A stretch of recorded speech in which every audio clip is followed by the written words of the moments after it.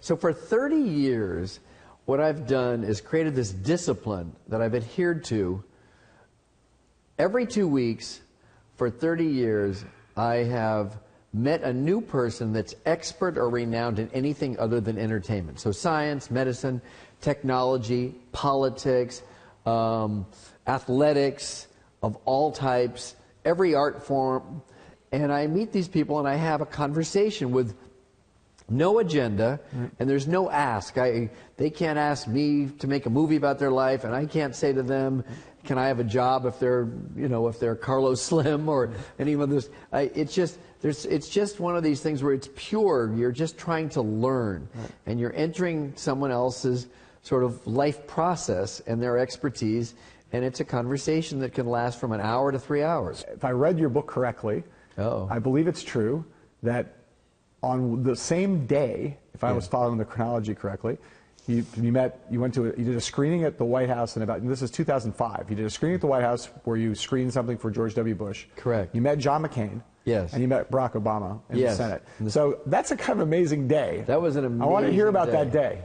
Well, because I had this process of meeting a new person, every 2 weeks, when I had the opportunity to go to the White House to have when I had the opportunity to go to the White House to show Cinderella Man to George W. Bush for a White House screening, I thought, well, I've got enough time, and I've kind of got some credibility because I'm going to be at the White House to meet 2 senators. And so I thought I'm going to meet John McCain, and he was in office number 2, Thomas Jefferson office, which was like this lavish office that you would imagine was a big state senator's office. And then I thought to myself, I'm going to go meet Barack Obama, and he agreed to do it. And I went to, they said, get on a tram. So I went and got on a tram, and I went to office number 99, and his office kind of looked like the Department of Motor Vehicles. You had people coming in and out, and mariachis and big hats and things, and bags of groceries. But he was such an awesome guy. It was like he was operating, he made himself available to everybody.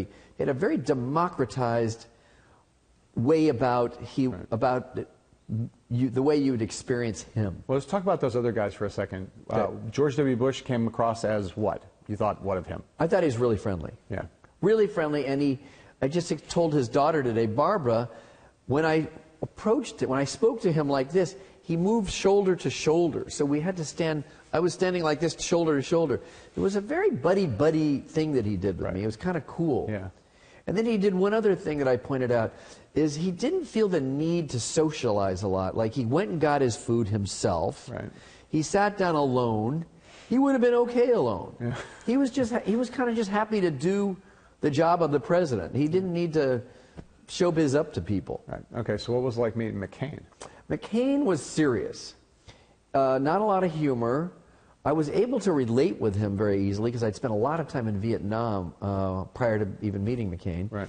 And look, I'd met Veronica Denegre, who was tortured in Chile, and she had a big role in offering me insight into why I should make Apollo 13, because that was about survival, and that's what she did.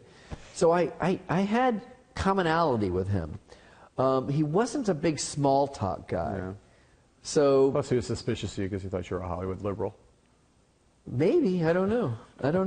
And did you have any sense that as you went from one office building to another office building in the Senate, this is 2005, Barack Obama had only been in that building for some number of months because he only got elected in the fall of 2004, so McCain had been around for a while. Did you have any sense that, like, it's weird that you picked the 2 guys who would run against each other for president like 3 years later? I didn't know that's that. That's kind of like, that's kind of, a little, either you're really prescient or very lucky.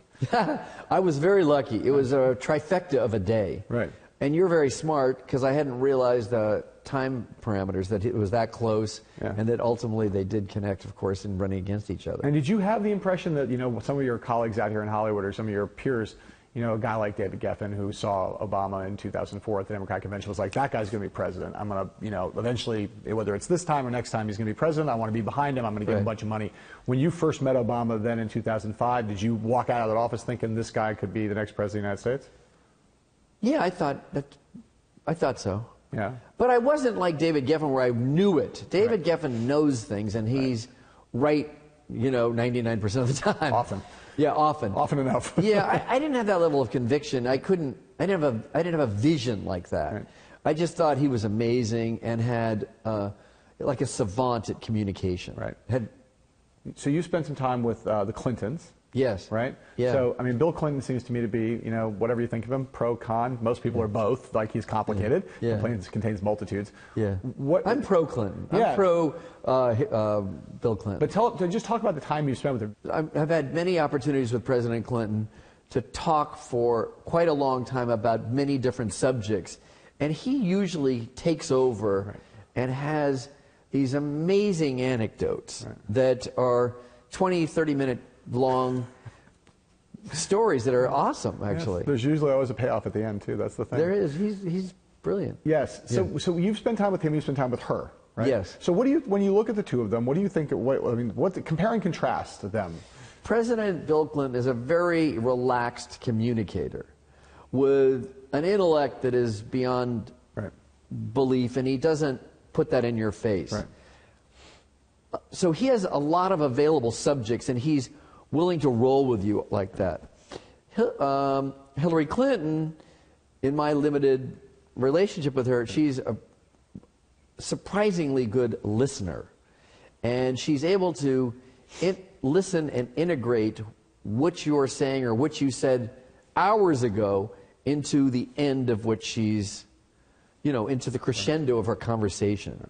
So she's brilliant in a slightly different way.